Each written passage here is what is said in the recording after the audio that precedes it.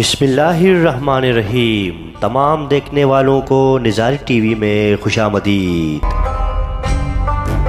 بدخشان میں اسماعیلی دعوت کے بعد پیش خدمت ہے چترال میں اسماعیلی فرقے کی آمد اور اس کے اثرات۔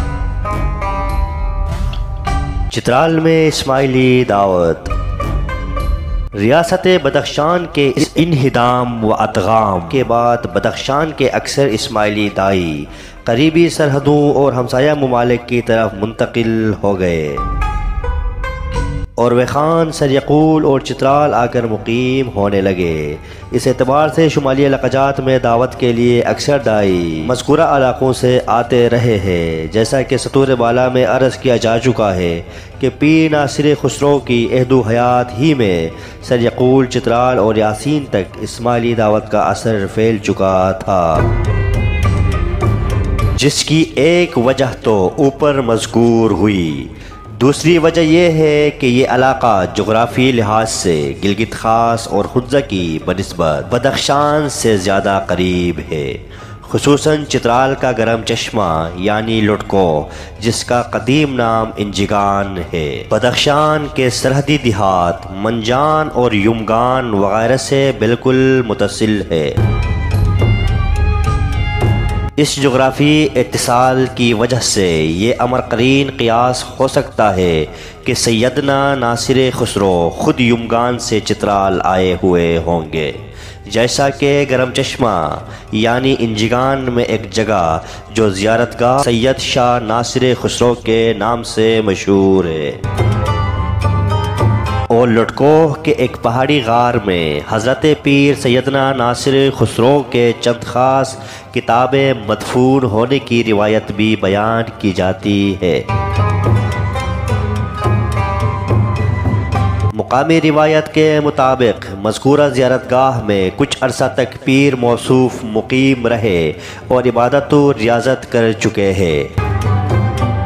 نیز یہ روایت بھی بیان کی جاتی ہے کہ غار لٹکوہ میں کتابوں کے ساتھ پیر موصوف کا شوقہ، چوغا، نالین، جوتے اور عصا بھی موجود تھے، مگر یہ روایت حد تک اب مذکورہ چیزیں بہت بعد کی معلوم ہوتی ہے۔ یہ بات واضح ہوتی ہے کہ چترال میں اسماعیلی دعوت پھیلانے میں حکیم پیر ناصر خسرو کا مرکزی نام ہے۔ حکیم پیر ناصر خسرو نے خود چترال آ کر اسماعیلی تبلیغ کی، جس کے نتیجے میں چترال کا اکثر آبادی اسماعیلی مذہب اختیار کر گیا۔ اکثر مورخین کے مطابق 10ویں صدی کے دوران اپر چترال اور لوور چترال دونوں الگ الگ حکمرانوں کے زیر اثر رہی ہے۔ اپر چترال میں اسلام ایک غیر مسلم حکمران سو ملک کے شکست سے شروع ہوتی ہے، جبکہ لوور چترال میں کالا شاہ حکمرانی کے دور میں ہی اسلام کا آغاز ہوا تھا۔ سو ملک کو شکست ایک اسماعیلی کمانڈر تاج مغل نے دی تھی۔ گلگت میں آج بھی ان کے نام سے منسوب مغل مینار موجود ہے۔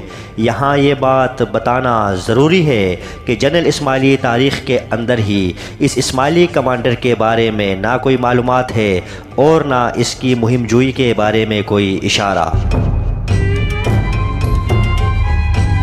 دوسری بات، ناصر خسرو کے بدخشان کے اندر دعوت کے حوالے سے ثبوت انہی کے مذہبی عقیدہ، فلسفہ، افکار کے کتابوں، دیوان اور اشعار میں ڈھونڈنے سے ملتا ہے۔ اس کے علاوہ انجگان میں موجود ایک مضبوط مذہبی روایت کو بھی نظر انداز نہیں کیا جا سکتا، جہاں ناصر خسرو سے منسوب تہوار کے ساتھ ساتھ ناصر خسرو کی چالاکشی اور زیارت آج بھی وہاں قائم و دائم ہے، جہاں علاقے کے لوگ ایک مذہبی عقیدے کے ساتھ دورہ کرتے ہیں اور سالانہ عرس ایک تہوار کی شکل میں مناتے ہیں۔ موجودہ بدخشان کے اندر پائے جانے والے مذہبی و ثقافتی روایات اور تاریخی مواد انجگان میں پائی جانے والی روایات تقریباً ایک جیسے ہیں۔ افغان مصنف پروفیسر ابراہیم بامانی نے ناصر خسرو اور ان کے شاگردوں کے حوالے سے بدخشان میں موجود روایات کو کتابی شکل دی ہے جو کہ انجگان میں پائے جانے والے روایات سے ملتی ہے۔ مشہور مغربی اسکالر ڈینیل بیبر اس بات پر اتفاق کرتا ہے کہ ناصر خسرو نے چترال انجگان تک آمد ایک حقیقت ہے۔ اس کے علاوہ جنالی کش کے گرد و نواح کے علاقوں میں پیرانے برانداز ورشگوم اور گرم چشمہ سے ملق علاقوں میں پیر بلبل شاہ کے خاندان کی دعوت کے اثرات نظر آتے ہیں۔ اس کے علاوہ شاہ علی پرست جن کا مقبرہ آج بھی جنالی کش میں موجود ہے۔ نظاری ٹی وی کے ویڈیوز دیکھنے کا شکریہ۔